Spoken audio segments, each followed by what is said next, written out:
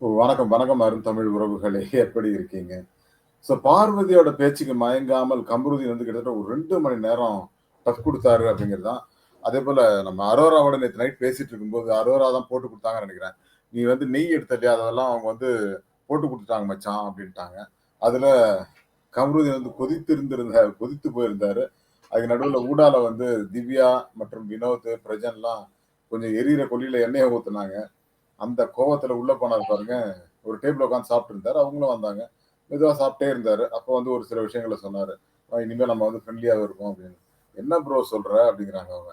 "ஏம்மா இப்ப தானம்மா வாய திறந்த உடனே ப்ரோன்ட்ட." அதாவது நம்ம திவாகர்ட்ட என்ன மாதிரியான புத்தி இருக்கோ, அதே மாதிரி தான் பார்வதியிடமும் இருக்கிறது. சொல்றாரு, "நம்ம ஃப்ரெண்ட்லியா இருக்கலாம். இனிமே எதுவும் வேண்டாம். உன் கேம நீ பாரு, என் கேம நான் பார்க்குறேன்" அப்படின்னு சொன்னாரு. அதுக்கு பார்வதி, "என்ன ப்ரோ சொல்ற?" அப்படின்றாங்க. "ஆமா ப்ரோ" அப்படின்ட்டாரு அவரும். இதை பற்றி தான் பார்க்க போறோம். அதுக்கு முன்னாடி உங்களுடைய கருத்துக்கள் வரவேற்கப்படுகின்றன. அதேபோல நம்ம சேனல லைக் பண்ணுங்க, சப்போர்ட் பண்ணுங்க, சப்ஸ்கிரைப் பண்ணுங்க. உங்கள் நண்பர்களுக்கு மறக்காம ஷேர் பண்ணுங்க. பார்வதியோட பேச்சுக்கு மயங்காம இருக்கிறார் கம்ருதீன். அது எப்படிங்க அது? திவ்யா வந்து தரமான ஒரு செருப்படி குடுத்தாங்க கம்ருதீனுக்கு. நான் வந்த அன்னைக்கே சொன்னேன், "கம்ருதீன் நீ என் பேச்ச கேட்கவே இல்ல. பேச்ச கேட்கக் கூடாதுன்னு இருக்கிற நீ. அதனால நான் எவ்வளோ விஷயங்கள சொல்ல விட்டுட்டேன். ஆனா நீ வந்து நான் இப்பவும் சொல்றேன். நீ பார்வதியோட பழகு, இல்ல அரோராவோட பழகு. யாரோட வேணா பேசு. அத பத்தி எனக்கு கவல இல்ல. ஏன்னா I need not worried about it. I need not be worried about it" அப்படின்னு சொன்னாங்கன்னு நெனைக்கிறேன். அதுக்கு என்ன காரணம் அப்படின்னா, நீ வந்து உன்னுடைய வாழ்க்கைய நீ பார்த்துக்க போற. அது வேற விஷயம். ஆனால் பிக் பாஸ் வீட்டுக்குள்ள ஒரு கேம் இருக்கு. அந்த கேம விளையாடுறதுக்காக வந்திருக்க. தயவு செய்து உன் கேம விளையாடு. அடுத்தவங்களோட இதுல போய் மாட்டிக்காத அப்படின்னு சொல்லி ரொம்ப தெளிவா சொன்னாங்க.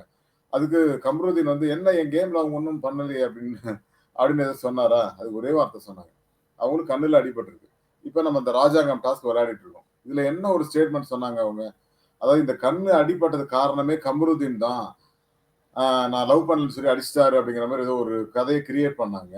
அந்த மாதிரி கதைய கிரியேட் பண்றதுக்கு என்ன அவசியம் வந்துச்சு? கம்ருதீன் பேர கெட்ட பேர் ஆக்கணுங்கிறது தானே. அந்த மாரி விஷயங்கள பண்ணக்கூடாது இல்லையா? அதேபோல உங்களுடைய கேம நெறைய இடங்கள்ல அவங்க கெடுக்குறாங்க. மிகச்சிறந்த உதாரணம் இந்த கண்ணடி பட்டது வந்து உங்க மேல பழிய போடுறது. இது மாரி பல விஷயங்கள்ல செஞ்சுட்டு இருக்காங்க. அதேபோல திவாகருக்கும் பார்வதி வந்து இந்த மாரி விஷயங்கள பண்ணிட்டு இருக்காங்க. அதெல்லாம் அவருக்கு புரியாது. ஆனா உனக்கு புரியணும் இல்லையா? நீ வந்து உன் கேம் ஆடு. அவங்க அவங்க கேம் ஆடட்டும். உன் கேம பாதிக்கிற மாரி அவங்க ஏதாவது பண்ணாங்க அப்படின்னா, நீ வந்து அத அக்செப்ட் பண்ணிக்காத அப்படின்னு சொல்லிட்டு. அதேபோல ஏதோ நெய் வந்து இவரு ஏதோ 1 ஸ்பூனோ, 2 ஸ்பூனோ எடுத்து போட்டுட்டார் போல இருக்கு. அப்போ வேற யாருமே பார்க்கல. பார்வதி மட்டும் தான் பார்த்தாங்க. அத வந்து என்ன பண்ணிட்டாங்க, சுபிக்ஷா கிட்ட போய் சொல்லிட்டாங்கன்னு நெனைக்கிறேன். சுபிக்ஷா வந்து அதாவது இப்ப நீங்க ஒரு விஷயம் நமக்கு தெரியாம பண்றோம்னா, பார்வதி பார்த்தா சரி சொல்ல மாட்டாங்கன்னு நெனச்சு அவரு எடுத்து போட்டுன்னு வந்துட்டாரு. அத வந்து சொல்லி ஏன்னா அவங்களுக்கு ஏதாவது பிரச்சனை வந்துருமோன்னு ஒரு பயமாம் அவங்களுக்கு. அதனால வந்து நான் சொல்லிட்டேன். சாரி மச்சான். அத மீன் பண்றதுக்காக நான் சொல்லல அப்படின்னு பயங்கர சமாதான பேச்சுவார்த்தை. அப்புறம் இவங்க அரோரா கிட்ட உட்கார்ந்து பேசினா, அப்ப இவங்க வந்தாங்க. "என்னப்பா 2 பேரும் ஜாலியா பேசிட்டு இருக்கீங்களா?" அப்படின்னாங்க. "இந்த பாரு நீ வந்து என் விஷயத்துல தலையிடாத. நான் நெய் உன் எதிர்க்க சாப்பிட்டேன். எதுக்கு தானே போட்டேன். அது ஏன் போய் நீ சொன்ன? இந்த மாரிலாம் பண்ணக்கூடாது சரியா? இனிமே இந்த மாரி வேல வச்சுக்காத" அப்படின்ட்டு பயங்கரமா திட்டினாரு. மச்சான் நீ கோவத்துல இருக்க. நான் அப்புறம் வரேன்ட்டு கிளம்பிடுச்சு அது. எஸ்கேப் ஆயிட்டாங்க பார்வதி. அப்புறம் ஒரு 1 மணி நேரம் கழிச்சு அந்த இதுக்கு இன் பிட்வீன்ல திவ்யா, இவரு நம்ம வினோத், பிரஜன் 3 பேரும் அவர்ட்ட சோஃபால உட்கார்ந்து பேசிட்டு இருந்தாங்க.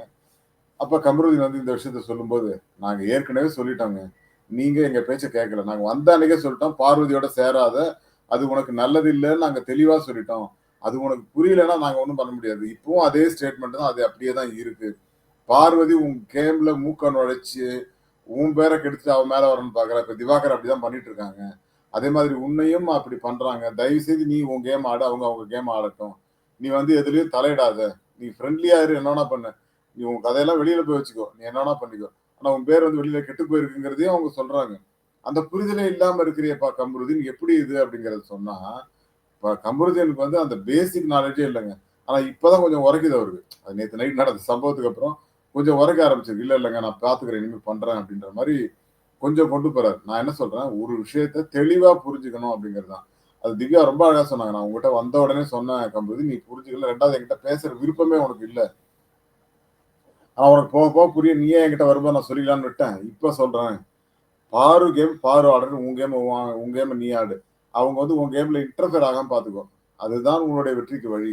நீ இன்னும் நெறைய தூரம் போக வேண்டியிருக்கு. நீ டாப் 5ல கூட வரலாம். இல்ல வின்னரா கூட வரலாம். ஆனால் அந்த கேம்ல பார்வதி இருந்தால் அத அப்படியே கீழ தள்ளி விட்டுருவாங்க. அது உனக்கு புரியல அப்படின்னு சொல்லி கம்ருதீனுக்கு ரொம்ப அழகா வந்து சொல்லிக் குடுத்தாங்க. இது அந்த இவங்க அரோரா வந்து நெறைய தடவ சொல்ட்டாங்க. இல்லங்க அவங்க வந்து உங்க கேம் இது பண்றாங்க. ஒண்ணும் இல்ல. நெய் போட்டது வந்து சுபிக்ஷா கிட்ட போய் சொன்னதுக்கு யாரு? பார்வதி தான். இந்த மாரி பண்றாங்க. தயவு செய்து நீ வந்து புரிஞ்சுக்கோ அப்படின்னு சொல்லி அரோரா சொன்னதுக்கு அப்புறம் தான் பார்வதி கிட்ட போய் சண்ட போடுறாரு அவரு. பார்வதி நீ கோவமா இருக்கடா அப்புறம் வரேன்னு போயிட்டாங்களா? போயிட்டாங்க. அதுக்கப்புறம் இவங்க இவர்ட்ட நம்ம வினோத், பிரஜன் ஒரு வார்த்தை சொன்னாரு. நான் வந்து வந்த உடனே நானுமே சொன்னேன். அவங்களுமே சொன்னாங்க. ஒரு கேம் ஆடுறோம் அப்படின்னா, இப்ப நான் என் கேம் நான் ஆடுறேன்பா. திவ்யா வந்து எனக்கு நல்ல ஃப்ரெண்டு. நாங்க எல்லாம் ஒண்ணா வந்தோம். ஆனால் திவ்யா ஏதாவது தப்பு பண்ணாலும் நான் கேட்பேன். அதுபோல நான் ஏதாவது தப்பு பண்ணாலும் திவ்யா தைரியமா கேட்பாங்க. இப்படிதான் ஒரு கேம விளையாடணும். ஒண்ணுக்குள்ள ஒண்ணு பின்னி பிணைஞ்சு நீங்க குரூப் கேமா ஆடுனீங்கன்னா, மக்களுக்கு அது புடிக்காது அப்படின்ட்டாரு. வினோத் உடனே, நான் தனியா தாங்க ஆடுறேன். நான் யாரோடயும் சேரவே கிடையாதுங்க. நான் அத பாருங்க சூப்பரா ஆடுறேன். அதேபோல அவர் ஏதோ இந்த வார்த்தைலாம் பேசினார்ல வினோத். திவாகருக்கு எதிரா. அதையும் பேசாதீங்கன்னு வினோத்துக்கும் கொஞ்சம் அட்வைஸ் பண்ணாங்க திவ்யாவும் பிரஜனும். ஏன்னா நீங்க வந்து ரொம்ப வல்கரா யூஸ் பண்றீங்க. அதாவது எனக்கு நம்ம ஏதாவது அவரு ஜாலியா பண்றோம். அவர் ஏதோ கோவமா பேசுனா நமக்கும் கோவம் வந்துருதுங்க. என்ன பண்றதுன்னே தெரியல அந்த இடத்துல அப்படின்னு சொல்லி வினோத் அதுக்கு பேசியிருந்தாரு. ஸோ கம்ருதீனோட பேசிக் இது என்ன அப்படின்னா, தான் வந்து இனிமேல் கோவப்படக்கூடாது அப்படிங்கிற ஒரு ஐடியால இருக்காரு. அதுதான் ரொம்ப பொறுமையா சொல்லிட்டு இருந்தாரு அவரு. அந்த இதுல போய் தோசை குடுத்தாரு. வினோதும், சுபிக்ஷாவும் முதல்ல ஏற்கனவே தோசை ஏதோ வச்சிருந்தாங்க. அதுக்கப்புறம் இன்னும் 2 தோசை போட்டு குடுத்தாரு. யாரு? வினோத்.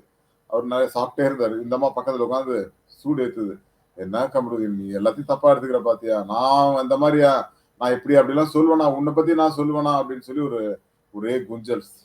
"அம்மா இரும்மா. எனக்கு நெறைய அடிச்சுட்டாங்கம்மா. நான் விபூதி அடிச்சுட்டாங்க. இனிமே நீ என்ன அடிச்சாலும் நான் வந்து மாற மாட்டேன். இரு நீ ஃப்ரெண்டா இருப்போம். நானும் நீயும் ஃப்ரெண்டா இருப்போம். கிட்டக்கயே வராத. நான் என் கேம் ஆடுறேன். நீ உன் கேம் ஆடு" அப்படின்ட்டு சாப்பிட்டாரு. சாப்பிட்டு முடிச்சுட்டு போயிட்டு அப்புறம் பெட்ல படுத்தாரு பாருங்க. பெட்ல பக்கத்துல படுத்து மேலலாம் சாஞ்சுக்கிட்டாங்க. சாஞ்சுக்கிட்டு என்னென்னவோ சொல்றாங்க. "அம்மா தயவு செய்து போம்மா. எனக்கு தூக்கம் வருது" அப்படின்னு சொல்றாரு.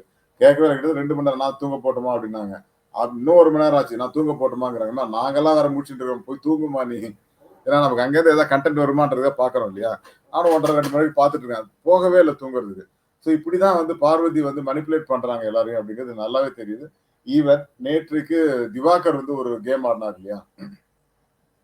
யாரோ "சரி வாய மூடு" அப்படின்னு ஏதோ சொல்ட்டாரு. அதுக்கு வந்து இவங்க வந்து தண்டனை குடுக்க போறாங்கல்ல, இவரு அடி திவாகர் வந்து எந்த தப்பையுமே ஒத்துக்க மாட்டாருங்க. எந்த தப்பையுமே ஒத்துக்க மாட்டாரு. ஆனா, அவர வந்து கன்வின்ஸ் பண்ணி தண்டனை குடுக்க போறேன்னு சொன்ன உடனே, அவரு எல்லாத்தையும் பிச்சு போட்டு ஓடுனாரு பாத்தீங்களா? திவாகருக்கு ஒண்ணுன்னா, பார்வதி இறங்கி வருவாங்கன்னு சொன்னோம்ல, அது மாரி இறங்கவே மாட்டாங்க. அவங்களுக்கு அவங்க பதவிக்கு ஆபத்துன்னா, கண்டிப்பா என்ன பண்ணுவாங்க அப்டின்னா, உங்கள தூக்கி மாட்டி விட்டுருவாங்க. அதுதான் பார்வதியோட இது அப்டின்னு சொல்லி பிரஜன் இவங்கலாம் சொல்லும்போது, இவரு அண்ணனுக்கு புரியல. "என்னங்க இப்டி சொல்றீங்க நீங்க?" அப்டின்ட்டு. ஆனா எல்லாத்தையும் சொல்ல அடி செம்ம அடி அடிச்சு செம்மட்டி அடி. அந்த ஆணிய வச்சு அடிச்ச மாரி அடிச்சுட்டாங்க.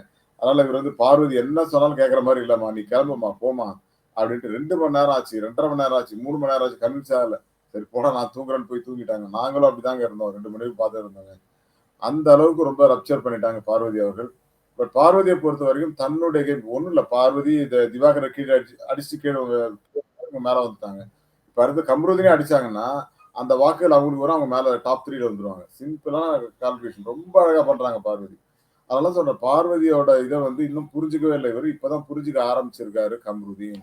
அதான் வைல்ட் கார்ட்ல வந்தவங்க கொஞ்சம் உசுப்பேத்தி வாழைப்பழத்துல ஊசி ஏத்துற மாரி இப்ப கம்ருதீனை உசுப்பேத்தி வச்சிருக்காங்க.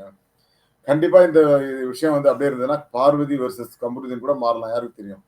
அப்படி கூட மாறலாம் இல்லையா? இது யாராவது சொல்லணும். "ஏய் நீயும் பார்வதி விளையாண்டீங்கன்னா, உனக்கு பாசிட்டிவ் ஆகும்டா.